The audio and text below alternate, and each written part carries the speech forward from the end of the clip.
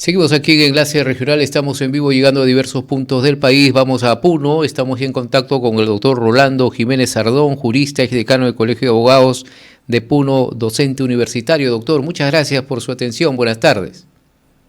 Lizardo, ¿cómo estás? Muy buenas tardes. Sí, doctor, bien, hay una crisis en el Ministerio Público que esto viene pues ya de mucho tiempo atrás, ¿no? Y se ha profundizado en estos últimos días debido a esta eh, resolución que ha sacado la Junta Nacional de Justicia para reponer en el cargo a la fiscal Patricia Benavides como fiscal de la Nación. Queríamos consultarle si este proceso dado por la Junta Nacional de Justicia es adecuada, acorde a ley, doctor. Mira, Lizardo, lo primero que tenemos que hacer es lamentar lo que sucede en el Ministerio Público.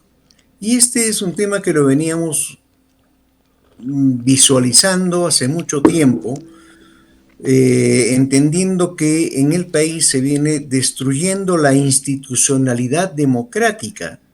Y cuando nos referimos a la institucionalidad democrática, es que se está destruyendo todas las instituciones, llámese el Congreso de la República, llámese el Poder Judicial, llámese el Poder Ejecutivo y últimamente el Ministerio Público, lo que nos hace ver con mucha preocupación cuál va a ser el destino de estas, del país y de la democracia en el país y el Estado de Derecho.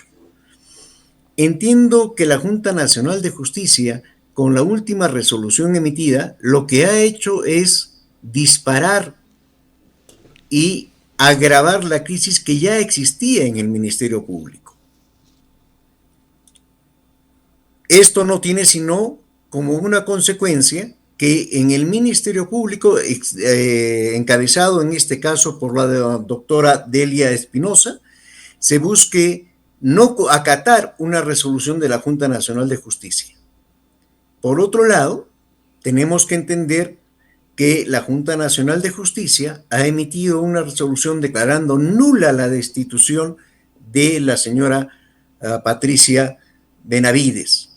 Sin embargo, en este marco de cosas, hay hechos que son sumamente preocupantes, como por ejemplo el sostenido anoche por uno de los miembros de la Junta Nacional de Justicia, el doctor Francisco Tábara, que sostiene que a su criterio y a criterio del que habla también, todos los recursos que tenía el que había presentado la doctora Patricia Benavides ya habían sido resueltos. Por lo tanto, era ya una cosa decidida. Y en tal condición, ella ha recurrido al Poder Judicial. Y si ya recurrió al Poder Judicial, entonces la Junta Nacional de Justicia debió de abstenerse para pronunciarse sobre un pedido que estaba ya judicializado de conformidad a lo que dispone el artículo 4 de la Ley Orgánica del Poder Judicial. Esto no solo ha significado, en el fondo, que tengamos que ver si en realidad la resolución de la Junta Nacional de Justicia es valedera o no. Esto en primer lugar. Sí, doctor, y bien, pero acá hay una controversia en el sentido de que se está diciendo de que esta decisión de la Junta Nacional de Justicia es una restitución, no un nombramiento. Es lo que se dice, ¿no? Se sancionó anteriormente por parte de la Junta Nacional de Justicia a la fiscal Patricia Benavides, se le suspendió en el cargo, se la separó del Ministerio Público y se ha rectificado, y lo que se está diciendo ahora es una restitución y no un nombramiento, porque se dice que solamente la Junta de Fiscales Supremos es la que puede nombrar a una fiscal de la Nación, pero se está aclarando que no es un nombramiento, sino una restitución. ¿Qué puede decir al respecto? A ver, sobre este particular habría que determinar dos hechos que son importantes. La Ley de Procedimiento Administrativo General establece que en órganos colegiados, para la votación de hechos trascendentes, como por ejemplo declarar una nulidad de un acto administrativo o de una resolución, se tiene que tener la votación unánime de todos los miembros nominados. En el caso de la Junta Nacional de Justicia, son 7 los miembros nominados. La abstención del doctor Francisco Tábara, a pesar de que legalmente en este tipo de organismos no cabe una abstención, hace que no exista una decisión o que no exista resolución. Eso en primer lugar. Y en segundo lugar, un hecho que es de suma importancia. El artículo 158 de la Constitución Política del Estado indica con suma claridad lo siguiente. Dice, el fiscal de la Nación lo preside y es elegido por la Junta de Fiscales Supremos. No habla de nombramientos, habla de una elección. La elección se da entre los miembros hábiles de la Junta de Fiscales Supremos. Y en este momento, hasta ese momento, la doctora Patricia Benavides, si bien es cierto se declaró nula su destitución, no era parte de la Junta de Fiscales Supremos. Por esta razón, no puede la Junta Nacional de Justicia arrogarse la posibilidad de designar o de reponerla como fiscal suprema, como fiscal de la Nación, sí como fiscal suprema. Y además deberíamos de entender que esta reposición como fiscal suprema en realidad es un hecho que tiene que acatarse por parte de los miembros del Ministerio Público.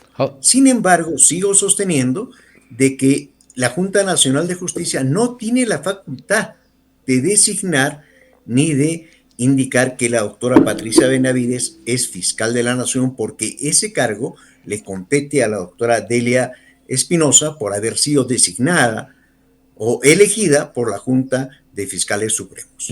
Y lo ha ratificado justamente horas atrás ya la misma Junta de Fiscales Supremos, ¿no? Que solo ellos pueden designar a una fiscal de la Nación. Pero la gente se pregunta, la gente de a pie dice, ¿qué pasa? Tenemos 2 fiscales de la Nación, ¿cómo va a quedar Delia Espinosa? ¿Qué es lo que va a pasar, doctor Jiménez? ¿Cuál es la situación del Ministerio Público, ¿no? Sabemos que se ha politizado esta entidad, lamentablemente, pero en las próximas horas, ¿qué puede suceder? ¿Cuál sería la salida correcta, doctor? Lo que yo creo es que en cumplimiento de el Estado de Derecho, lo que tiene que hacerse es acatar la decisión de la Junta Nacional de Justicia, a pesar de que no nos guste y que no estamos de acuerdo con ella, para que se reincorpore en su calidad de fiscal supremo a la doctora Patricia Benavides. Y luego de ello, la doctora Delia Espinosa tendrá todo el derecho de hacer valer los recursos que considere necesarios. En mi concepto... ¿Cuántos fiscales supremos conforman esta instancia, doctor? Son 5 fiscales supremos y ahí existe otro problema. Porque se está ratificando, se ha quejado hoy también el fiscal Gálvez diciendo que no la ha recibido la fiscal de la Nación, no la quieren reincorporar. Si se reincorpora Patricia Benavides como fiscal suprema, el doctor Gálvez, ¿cómo quedarían los otros? ¿Cuántos serían? Porque en la actualidad son 6, ¿no, doctor? Actualmente son 5. 5, ya, y más 2 serían 7. Actualmente son 4 en realidad. Si la reincorporación del doctor Tomás Aladino Gálvez se da en cumplimiento de lo dispuesto por el Tribunal Constitucional, estarían cubiertas las 5 plazas de fiscales supremos de la República. ¿Con Patricia, ¿dónde quedaría con Patricia Benavides? Patricia Benavides. Ese es un problema que tiene que resolverlo la Junta Nacional de Justicia. Tendría que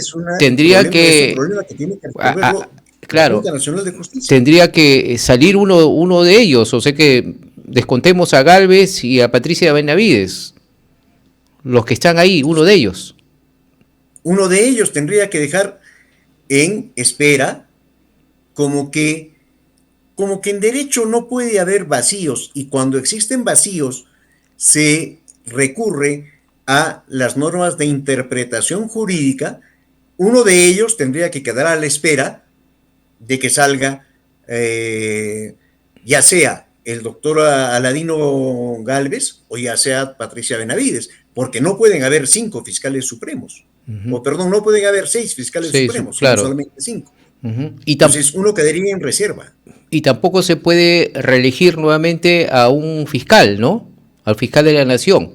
Entonces, Y en la votación que se haría de esta Junta de Fiscales Supremos, podría quizás la opción que tendría sería el incorporado el doctor Gálvez. de incorporarse el doctor Gálvez, la elección hecha a la doctora Delia Espinosa contiene toda la validez del caso, porque la elección del fiscal de la nación es por 3 años, que puede ser reelegido, pero esta reelección es solamente por un periodo de 2 años.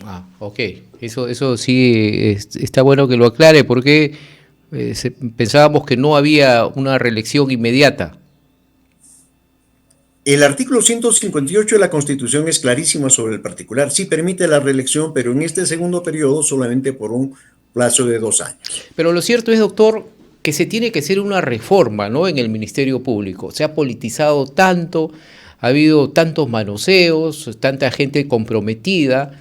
Se ha hablado de periodistas que dirigen incluso el Ministerio Público. Se le nombra al periodista Gustavo Gorriti, que en la actualidad él es el que dirige, el que ordena, el que saca, el que mueve las piezas del ajedrez.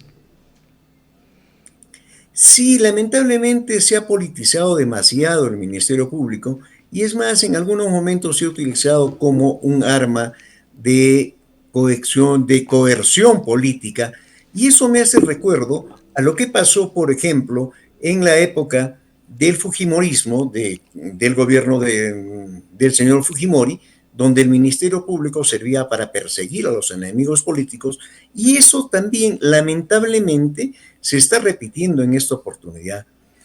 Es indudable que todo el sistema de administración de justicia requiere de una reforma, tanto el Ministerio Público, tanto el Poder Judicial, e inclusive, si nosotros vamos un poco más allá, la Defensoría del Pueblo ha perdido tal valor, tal calidad y tal capacidad, que en realidad necesitamos una reingeniería en todo lo que es Sí. el sistema de administración de justicia. Mucho sesgo político, ¿no?, en estas instituciones que no deberían ser de esa manera, ¿no?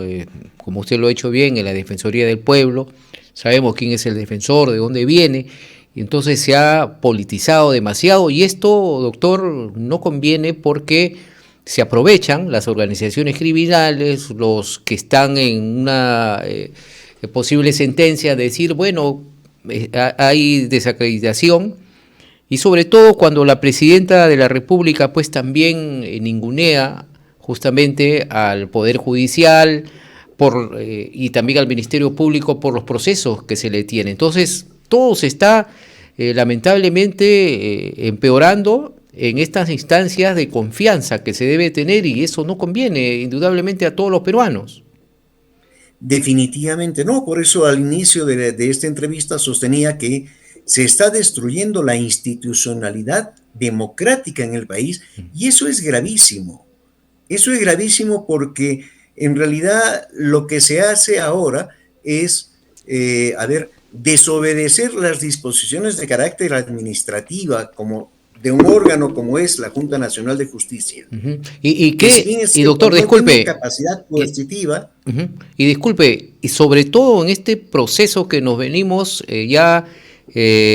para adelante, para el proceso electoral de 2026, ¿no? O sea que podemos tener a candidatos muy radicales que no pueden respetar y bueno, imponer la pena de muerte, como hemos escuchado algunos candidatos, ¿no? Entonces es muy peligroso eso, sobre todo en este tiempo. O querer hacer unas propuestas como la que se ha hecho, por ejemplo, ¿no? De formar una comisión para estudiar la salida del Perú de la Corte Interamericana de Derechos Humanos. Así O es. sea, eso es grave, como tú lo dices, frente a un proceso electoral o a puertas de un proceso electoral que ya se nos viene el próximo año. Veamos con claridad cuánto tiempo real y efectivo le queda a este Congreso, que tiene gran responsabilidad por las normas que ha dado, y a un Poder Ejecutivo que en la práctica no son sino 11 o 12 meses, Así es. porque ya en julio del próximo año asumirá el nuevo presidente y los nuevos congresistas, sean diputados y senadores, ¿no? Ujú. Y Y entonces, sobre todo en el Congreso, eh, doctor, en esta situación que vivimos de las organizaciones criminales que nos vemos, por ejemplo, en la minería ilegal, ¿no? Eh, Congresistas con cierto interés votando a favor de un sector pues que está haciendo mucho daño a nuestro país. Entonces, es ahí donde viene la preocupación, las campañas financiadas por personajes pues que escapan a la ley. mira, definitivamente en mi concepto, ya la minería ilegal está dentro del Congreso. El financiamiento de las organizaciones criminales, llámese minería ilegal, llámese narcotráfico, llámese contrabando, están a través del financiamiento de campañas políticas ya dentro del aparato estatal. Y eso es gravísimo. No es entendible cómo, por ejemplo, el presidente del Congreso haya sido abogado defensor de mineros ilegales en Madre de Dios. Hasta ahora no se puede, no se aprueba el reinfo o la ley remite, y entonces eso hace que estas organizaciones criminales vayan tomando más fuerza y destruyan el aparato democrático. Es indudable que nos acercamos a una crisis de unos alcances, no unos alcances desconocidos, Ujú. y vamos a tener graves problemas inclusive dentro del proceso electoral que se avecina el año próximo. Se vienen tiempos difíciles, entonces se tiene que tener firmeza y por ello apoyar y reforzar a todas nuestras instituciones para prevalecer la democracia, porque es una situación muy difícil que se puede venir, doctor. Definitivamente tenemos ahí graves problemas, como por ejemplo que hasta ahora no tengamos una lucha clara contra la inseguridad ciudadana. No tenemos normatividad clara. A mí me ha llamado la atención, por ejemplo, por comentarte un solo hecho. La propuesta que se hace de llevar a los presos a la cárcel de Bukele. Al Salvador. Eso es renunciar a nuestra autonomía, a nuestro derecho de gobernar sobre nuestro Estado. Inclusive eso es casi lindante con un delito de traición a la patria, porque estaríamos renunciando a nuestra jurisdicción nacional, y eso no es posible. Entonces, todo ese tipo de pretensiones, de hechos, de propuestas que no tienen sino un despropósito jurídico, hace que en realidad nos veamos en una encrucijada grave, como por ejemplo el hecho de que exista un proyecto de ley de criminalizar a aquellas personas que no acrediten la violencia familiar. Eso me parece una exageración y en realidad me parece un hecho muy, muy grave. Pero bueno, esas son las propuestas que tenemos en nuestro Congreso y nosotros sabemos quiénes están gobernando y quiénes dirigen el Congreso. Bien, doctor, muchas gracias por este análisis. El doctor Rolando Jiménez Sardón, jurista, exdecano del Colegio de Abogados de Puno, docente universitario. Muy valiosa su apreciación aquí en RCR. Muchas gracias, doctor. Hasta otra oportunidad. A ti las gracias y gracias a RCR. Muy amable. Muy amable el doctor Rolando Jiménez Sardón, pasado aquí en RCR.